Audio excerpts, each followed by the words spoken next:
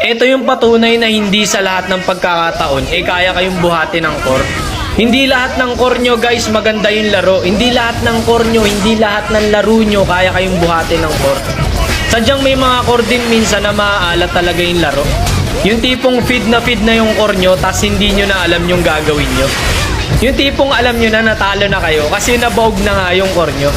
Wag nyong inuugali yung nagpapabuhat kayo lagi sa core.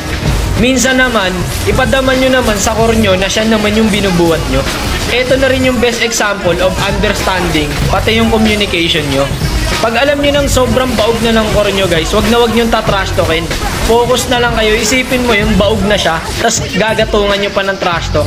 Talagang malaki ang tsansa na matatalo kayo, imbis na buhatin nyo, trinash talk nyo. So yun yung sinasabi kong understanding. Pag wala lagi sa clash yung core nyo kasi palaging patay, abay wag kayong mawala ng pag-asa.